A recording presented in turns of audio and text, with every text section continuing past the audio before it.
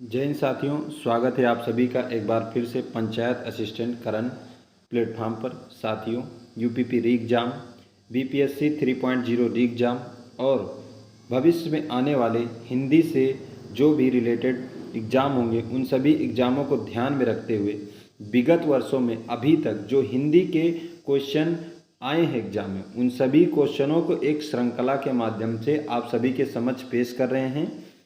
जिसमें पहला क्वेश्चन है, भाषा की सबसे छोटी इकाई को क्या कहा जाता है।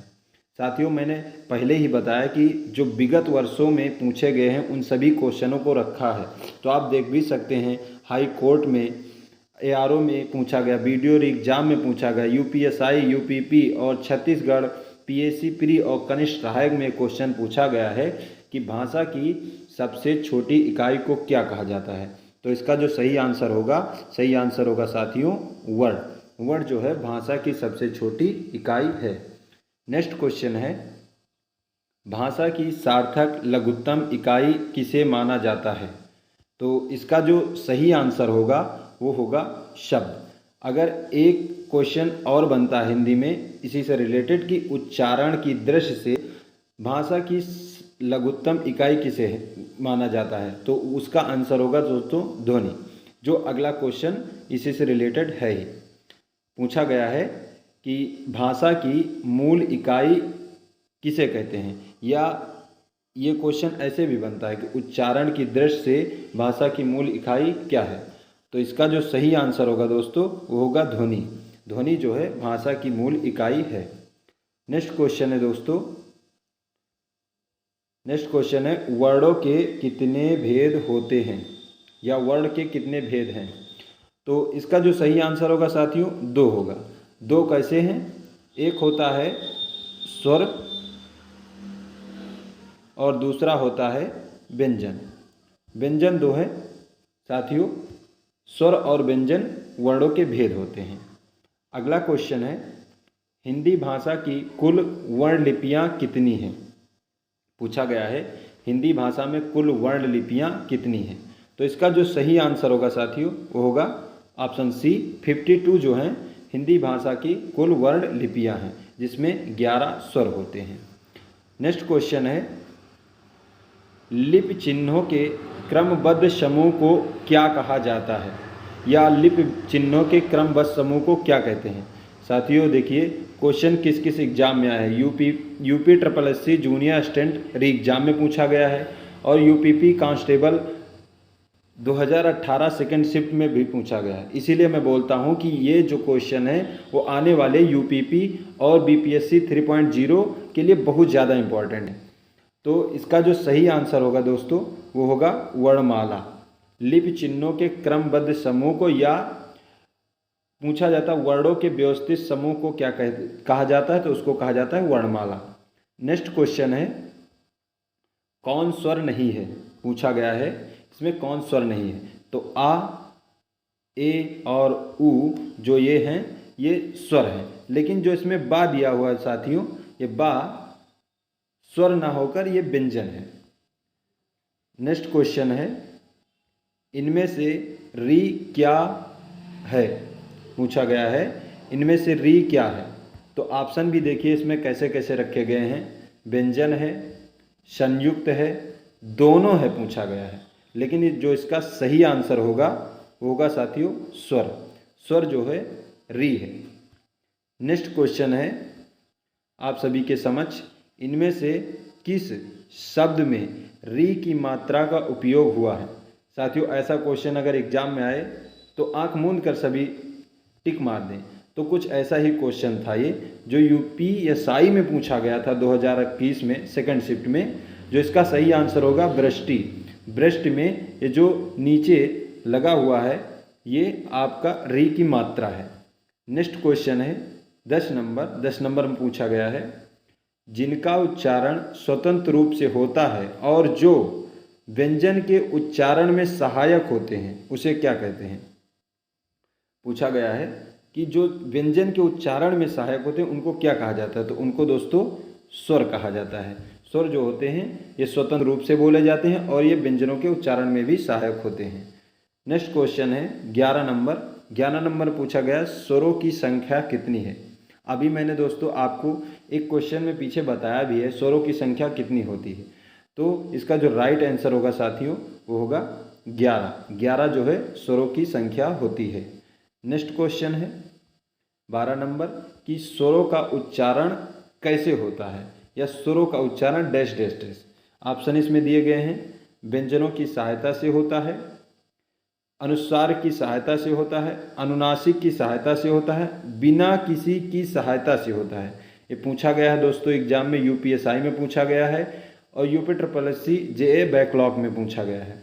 तो इसका जो राइट आंसर होगा साथियों बिना किसी की सहायता से होता है, क्योंकि ये स्वतंत्र बोले जाते हैं। नेक्स्ट क्वेश्चन है साथियों स्वर किसका भेद है। अभी मैंने आपको पीछे बताया भी है कि वर्ण के दो भेद होते हैं, स्वर और व्यंजन। तो इसका जो राइट आंसर होगा साथियों वर्ण। वर्ण जो है। नेक्स्ट क्वेश्चन है दोस्तों क्वेश्चन नंबर 14। इसमें कहा गया है कि मात्रा के आधार पर स्वर कितने प्रकार के होते हैं। जो पूछा गया है दोस्तों वीडियो 2018 शिफ्ट फर्स्ट में। इसका जो राइट आंसर होगा दोस्तों ऑप्शन नंबर बी 3। कौन कौन से होते हैं दोस्तों। एक होता है दोस्तों ह्रस्व स्वर, दूसरा होता है दोस्तों दीर्घ स्वर, तीसरा होता है दोस्तों प्लुत स्वर।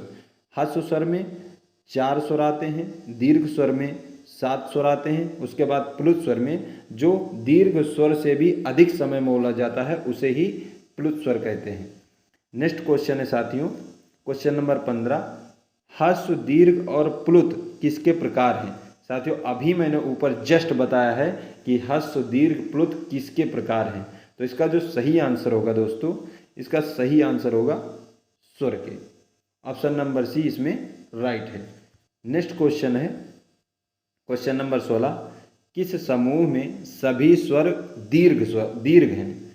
तो इसमें दोस्तों अगर हम ऑप्शन से करेंगे तो जैसे इसमें ऑप्शन नंबर डी में देखिए छोटा आ पूछा गया है, तो छोटा आ गया, इसमें दीर्घ स्वर की बात की गई है तो ऑप्शन ये गलत हो गया। ऑप्शन नंबर सी देखेंगे तो इसमें भी लघु आ गया है तो ये भी गलत हो गया। इसमें रा आ गया तो ये भी एक गलत हो गया। तो ऑप्शन नंबर ए जो है हमारा वो सही होगा कि इसमें सारे के सारे दीर्घ स्वर हैं। क्वेश्चन नंबर 17 में कहा गया है हिंदी भाषा में ह्रस्व स्वरों की संख्या कितनी है। हिंदी भाषा में ह्रस्व स्वरों की संख्या कितनी है। अभी मैंने ऊपर आपको बताया भी है कि ह्रस्व स्वर कितने होते हैं, तो इसका ऑप्शन नंबर बी सही हो जाएगा। कौन कौन से होते हैं। एक होता है दीर्घ आ, एक होता है दीर्घ ई, एक होता है दीर्घ उ और एक होता है री। इनको मूल स्वर भी कहा जाता है। नेक्स्ट क्वेश्चन है क्वेश्चन नंबर 18। जिन स्वरों के उच्चारण में 2 मात्रा का समय लगता है या ह्रस्व से दोगुना समय लगता है उनको क्या कहते हैं। तो इसमें 2 मात्रा का समय या द्विमात्रिक भी कहते हैं या ह्रस्व स्वर भी कहते हैं। ह्रस्व स्वर से दोगुना समय मतलब दीर्घ स्वर कहते हैं। तो इसमें ऑप्शन है गुरु स्वर।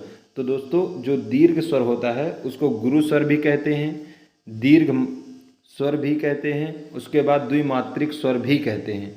अगर एग्जाम में अन्य नामों से भी पूछा जाए तो आपको कन्फ्यूजन नहीं होनी चाहिए, क्योंकि मैंने बता दिया ये पूछा गया है कृषि परिविधिक में 2018 में पूछा गया। क्वेश्चन नंबर 19 में कहा गया है साथियों कि निम्नलिखित में से कौन सा दीर्घ स्वर है।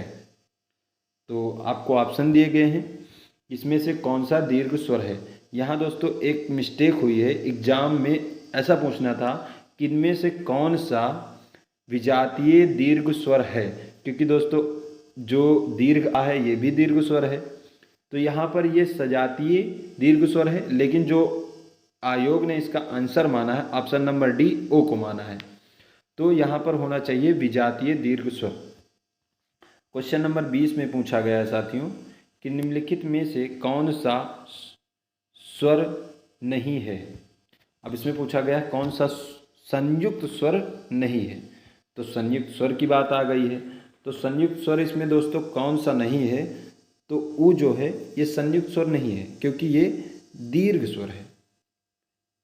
ऑप्शन नंबर सी सही है। क्वेश्चन नंबर 21 में दोस्तों कहा गया है किस स्वर के उच्चारण में दीर्घ स्वर से भी अधिक समय लगता है? दीर्घ स्वर से अधिक समय किस में लगता है दोस्तों? अभी मैंने जब स्वर का मात्रा के आधार पर विभाजन किया था तब तो बताया था कि आपको एक लघु होता है और एक दीर्घ होता है और एक प्लुत होता है, और प्लुत में दीर्घ स्वर से भी ज़्यादा समय लगता है। तो इसका ऑप्शन नंबर डी सही हो जाएगा। ऑप्शन नंबर 22, क्वेश्चन नंबर 22 में कहा गया दोस्तों, प्लुत स्वर कौन सा है? तो प्लुत स्वर की बात आ गई है। तो प्लुत स्वर जो इसमें सही वाला प्लुत स्वर है ये ऑप्शन नंबर डी है, क्योंकि इसका उच्चारण करो तो ओम करके होता है, मतलब ज़्यादा देर तक होता है, खिंचाव होता है, तो इसीलिए इसको प्लुत स्वर कहा गया है। क्वेश्चन नंबर 23 में कहा गया दोस्तों, जो हाई कोर्ट एआरओ में पूछा गया है और स्टेनोग्राफर में भी पूछा गया है, बिहार प्राइमरी टीचर में भी पूछा गया है। क्वेश्चन है, निम्नलिखित में से किस स्वर को संयुक्त स्वर माना गया है? अब संयुक्त स्वर की बात आ गई है, किसको माना गया है? तो जो आयोग ने इस क्वेश्चन का राइट आंसर माना है ऑप्शन नंबर डी, ए को संयुक्त स्वर माना है, जबकि ई भी एक संयुक्त स्वर है और ऊ भी एक संयुक्त है और आ भी एक संयुक्त स्वर है, लेकिन ये दोस्तों सजातीय संयुक्त स्वर है और यह जो ए है ये विजातीय संयुक्त स्वर है, इसलिए इसका ऑप्शन डी सही है। क्वेश्चन नंबर 23 है दोस्तों, जो 23 के बाद जो 24 नंबर क्वेश्चन है, 24 में कहा गया है, निम्नलिखित में से कौन सा मूल दीर्घ स्वर नहीं है? अगर नहीं का नहीं ध्यान देंगे तो ये क्वेश्चन गलत हो जाएगा, जो कि 2018 वीडियो एग्जाम में भी पूछा गया है। तो जो नहीं है इसमें ऑप्शन सही है जो दोस्तों, इसमें सही है ऑप्शन नंबर डी, ये मूल दीर्घ स्वर नहीं है, बाकी और मूल दीर्घ स्वर हैं।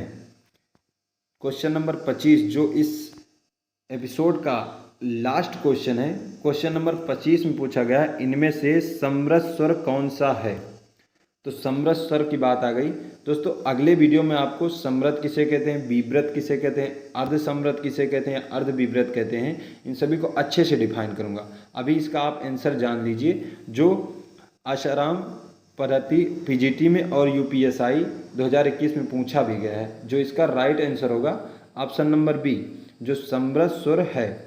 तो दोस्तों ये थी हमारी आज की पहली वीडियो श्रृंखला के तौर पर हिंदी की। दोस्तों वीडियो कैसी लगी? अगर वीडियो अच्छी लगी तो चैनल को सब्सक्राइब कर लीजिए और बेल आइकन को प्रेस कर दीजिए, जिससे हमारी जो आने वाली वीडियो है आप तक जल्दी से जल्दी पहुंच जाए। मिलते हैं दोस्तों अगले वीडियो में, जब तक के लिए जय हिंद।